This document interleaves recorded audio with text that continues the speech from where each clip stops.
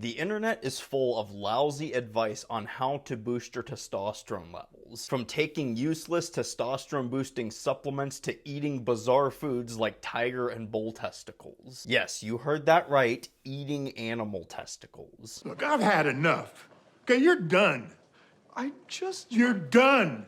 Look, we're sick of listening to your crap. That's why I'm here to cut through all that noise and give you real science-backed strategies. So in this video, I'm going to talk about the 7 most effective ways to increase testosterone. But first, I want to be real with you. As of this recording, I'm in part-time graduate school, I'm working a full-time job, I'm coaching several clients, and I also practice everything that I preach when it comes to testosterone health. So I don't have time to do all the fancy retention video editing, so if you need all the memes and the B-roll footage and the crazy sound effects to pay attention, then you should probably just go watch Mr. Beast or something, because this content is not for you. But if you want raw, actionable tips that you can start applying right now, then stick with me. If you're new here, my name's Ben Richardson. I'm a personal trainer, a certified nutrition coach, and a chemical engineer. For years, I suffered from low testosterone levels in my early 20s, and it took going through a pretty nasty breakup for me to get my life on track. So I'm here to share what I've learned since then with other men so that they can increase their testosterone levels just like I did. And I do post weekly, so make sure you subscribe so that you're not missing out. It doesn't take much digging to figure out the basics of how to increase your testosterone levels naturally. You know, lift weights, get good sleep, eat healthy. Most advice out there is pretty generic though, so I'm gonna do my best to dive deeper into these topics and share some specific actionable tips and tricks that have helped me a lot, so I promise you're gonna learn something new. So let's dive right in.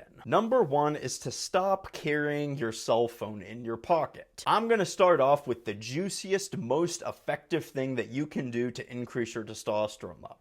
And you can start doing this right away. So here's the thing, man. The average man used to have way higher testosterone levels 50 years ago compared to today, because those men weren't constantly surrounded by all these wireless devices that actually disturb hormonal signaling in our bodies. Turns out the electromagnetic frequencies used by cell phones to communicate with cell phone towers can interfere with testosterone production that takes place in your balls. Keeping your phone in your pocket puts it in close enough proximity to your balls that it interferes with testosterone production. You also probably carry your cell phone with you all day, every single day. So get out of this habit. Just carry your phone in your hand and put it down every single opportunity that you can. Get out of the habit of sticking it in your pocket. And if you do have to keep it in your pocket, then at least put it on airplane mode. But just stop walking around everywhere with your cell phone in your pocket. Most people in our modern society are just so glued to their phone, it's no wonder so many men are suffering from suboptimal testosterone levels. Number 2 is to stop eating so much junk food. Seems like a pretty obvious one, but like I said, I'm gonna share some things about these topics that you probably haven't necessarily thought about. So obvious junk foods are things like pastries, snack foods, and desserts that are loaded with tons of sugars and processed oils. Things like cake snacks, cookies, potato chips, really almost any kind of snack that comes in a package. And then ice cream flavors that are filled with all these chocolate candies, brownie pieces, caramel swirls, peanut butter, chunks of cookies, and then things like donuts and muffins. I'd say these are pretty obvious junk foods. These are kind of foods that your parents told you not to eat when you were a kid because sugar's bad for you. But you're a grown man now, so you don't need mommy and daddy to tell you not to stuff your face with cosmic brownies. The less obvious ones are things like restaurant foods.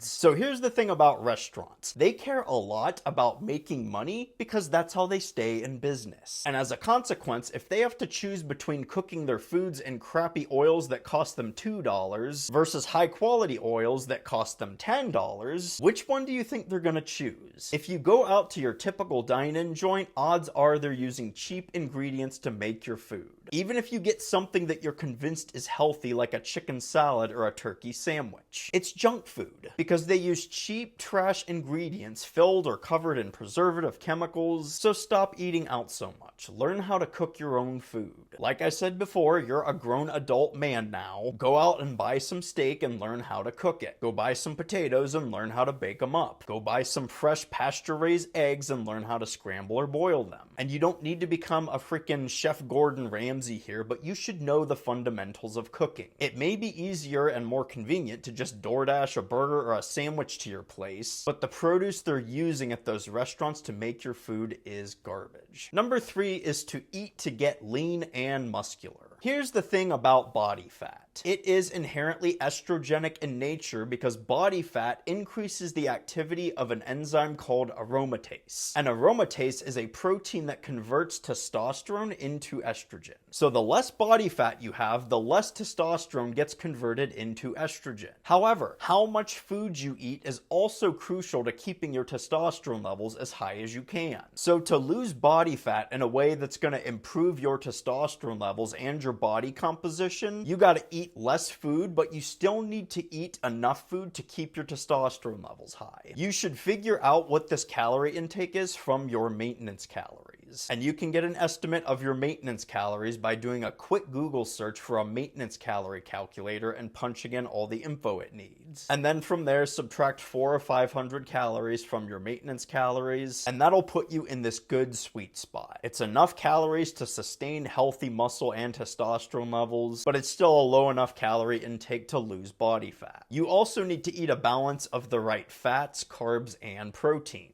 The truth about macros is that your body functions most optimally when you consume all three. Your body uses carbs very effectively for training, your body needs protein to build and maintain muscle mass, and your body needs fat to use as building blocks for important hormones such as testosterone. If you shoot to eat about 1 gram of protein per pound of your current body weight, then that should be plenty of protein. I'd also try to get most of your protein from natural meats, pasture-raised eggs, wild-caught fish, and high-quality dairy products. Eat a good amount of saturated and monounsaturated fats from sources like egg yolks, fatty meats, grass-fed butter, coconut oil, avocados, Brazil nuts, and extra virgin olive oil. If you want a percentage, then shoot for at least 30% of your macronutrient split to come from these high-quality fats. I would also make it a point to avoid highly processed trans fats and polyunsaturated fats, so things like vegetable oils, canola oil, peanut oil, sunflower seed oil, safflower seed oil, and soybean oil. And then the best carbs are going to come from things like whole fruits and raw honey. Your body uses these naturally sweet foods very efficiently, so consume them to fuel your training, boost your thyroid function, and support your metabolic health. Tuber vegetables like potatoes, beets, yams, carrots, and onions are also good too, but I do my best to avoid refined carbs from processed foods, and then things like chips, cake snacks, packaged cookies, baked goods, pastas, and pretty much anything with enriched flour. A pretty good general rule of thumb is to look at the ingredients, and if you can't pronounce something on there, then don't buy it and eat it. If you're the kind of person who likes to log and track things, then Chronometer is a great app to use. You can track not just your calories and your macronutrients, but vitamins, minerals, amino acids, fatty acids, and micronutrients. It's like MyFitnessPal except on steroids, so I definitely recommend using it. Number 4 is to lift weights with the specific goal to build strength. Strength training is directly linked to increased testosterone levels.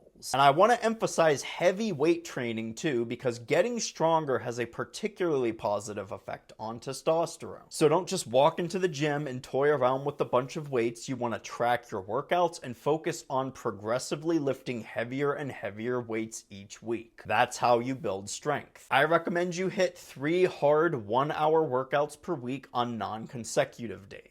Meaning you never work out on back-to-back days, so you want to leave at least 1 day to rest and recover between your workouts. Every single workout, you'll walk into the gym feeling fresh, recharged, and ready to lift like a freaking beast. If you need a workout and nutrition protocol to follow, then my coaching program is going to be right up your alley. I'll work with you to customize your workouts and your nutrition plan to get lean, build muscle, and get stronger. So if you want to learn more, head on over to the link down below in the pinned comments, fill out the quick form there, and I'll reach out to set up a quick video call so we can chat about how I can help. But anyways, if you're not hitting the gym at all as of right now, you just need to start with this one right away. This is one of the best ways to quickly make a big difference to increase your testosterone levels naturally. Number 5 is to get more and better sleep. It's no secret that sleep boosts testosterone levels. If you're not sleeping 7.5 to 8 hours a night, then getting more and better sleep is going to be a good route to go to boost your testosterone levels. A couple of things that you can do to get better sleep is to stop hitting the snooze button in the morning. Just get up immediately. Put your phone or the alarm clock on the other side of the room that you sleep in so that you have to physically get up in the morning to turn it off. Also, sleep in a cool, completely dark room. Get some blackout curtains if you have to, if there's light coming in from the windows of the room that you sleep in. This is so effective because your hormones are regulated on a circadian rhythm. It's not just your sleep cycle. I mean, think about it. You usually get hungry around the same time every day. You usually feel tired around the same time every day, and you usually feel in the mood for sexy time around the same time of day. That is all because your hormones are regulated on a circadian rhythm. And a lot of testosterone production does take place while you're sleeping. So getting more and better sleep is going to increase your testosterone for sure. Number 6 is to avoid regular exposure to endocrine-disrupting chemicals, or EDCs. I'm going to spend a decent amount of time on this one because it is so important, so stick with me here. I promise you're going to learn something. A fundamental property of polymer materials like plastics, Teflon, polyester, nylon, and spandex, just to name a few, is that they will break down when exposed to heat and, in some cases, electromagnetic radiation. When these materials break down and enter your system, they act as endocrine disruptors because they closely resemble certain hormones that your body mistakes as hormones. And this throws off the natural hormonal balance in your system because now your hormonal system is going to adjust its hormone signaling. This is going to throw off the natural hormonal balance of your system because now your hormonal system is going to adjust its hormonal signaling based on the fact that it thinks those plastic molecules are hormones. So this happens when you drink out of plastic bottles, especially when they're heated. So if a plastic bottle has been sitting out in the sun on a hot day, that material is going to break down, leach into the water, and you'd literally be drinking traces of plastic in the water. This also happens if you sit in the sauna and drink water out of a plastic water bottle. That's one that I see a lot as well. While we're on the subject of the sauna, I would never wear polyester, nylon, or spandex underwear in the sauna either because you're heating the material up and it's making direct contact with your balls, which is where 95% of your testosterone is produced. So you don't want any endocrine disrupting chemicals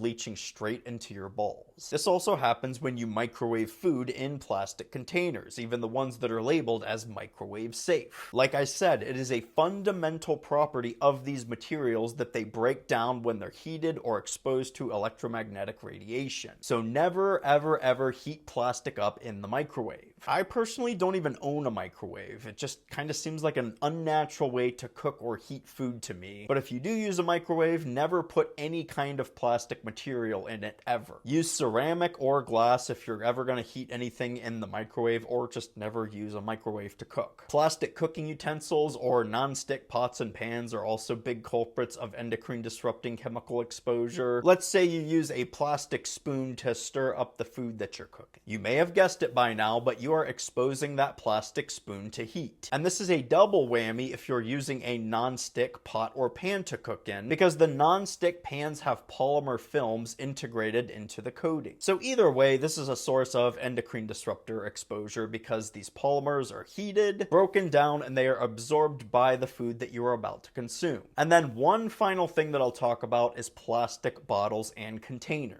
use. Just throw out all your Tupperware and replace them with glass or metal containers to store food in. And then try not to use plastic bottles for any kind of liquids, just switch to using either glass or stainless steel. They'll last way longer too, and you can wash them safely in the dishwasher unlike plastics because again, there's that element of heat that breaks down the material. So hopefully you've gotten it drilled into your head by now that anytime you touch some kind of plastic material that's been heated, you risk absorbing an endocrine disrupting chemical into your body through your skin. And unfortunately, it's practically impossible to avoid these entirely because these materials are absolutely everywhere. But do your best to cut back on your exposure to them and your testosterone levels will thank you. Last but not least, number 7 is to cut back on alcohol. It's also no secret that alcohol consumption can plummet your testosterone levels. It can actually take several days for your testosterone levels to return to baseline after a night out drinking. 2 or 3 drinks here and there probably isn't going to hurt things too much, but you want to take total and complete control of your alcohol consumption. Overconsumption of alcohol does negatively impact testosterone health, and the reality is that most men who drink, not all men, but most men, tend to overconsume alcohol when they do drink it. Even social weekend drinkers tend to overconsume because they probably don't think it's as big of a deal because it's not like they're drinking every single night. The issue is that most people go out with their friends to socialize and hang out, but one drink usually leads to another, and before you know it, those I only drink socially on weekend people are waking up with a throbbing headache the next day because they're hungover. So get a grip on this and practice a little discipline when it comes to drinking alcohol, because I know there's probably a handful of you watching this that drink way too much whenever you go out or you do things and go places that involve drinking. You really don't need a whole lot of alcohol to get the desired effects, so just learn to chill with the alcohol, either cut it out completely or just cut way back on it. Alright, I know we've covered a lot, but these are the 7 most effective ways to increase your testosterone levels naturally. If you're feeling overwhelmed or you're not sure where to start, then don't worry. That's exactly what my coaching program is for, helping guys like you implement these habits step by step. If you're ready to boost your testosterone and transform your health, then go ahead and click the link below in the pinned comments, fill out the quick form, and we'll set up a quick video chat so that we can talk about how I can help. But anyways, that's all for this video. If you liked it, make sure you give it a thumbs up. And again, if you're new here and you've made it this far, I would love for you to subscribe to my channel. Let me know what you thought about the video down in the comments below. I always love hearing from you guys, and it helps me make the kind of content that you want to see when I hear from you directly, so don't be a stranger. If you made it to the end, I do appreciate the support, and I hope you got a ton out of this video. Good luck in all of your efforts to increase your testosterone levels naturally. Thanks for watching, everyone. Take care, and I'll see you in the next video.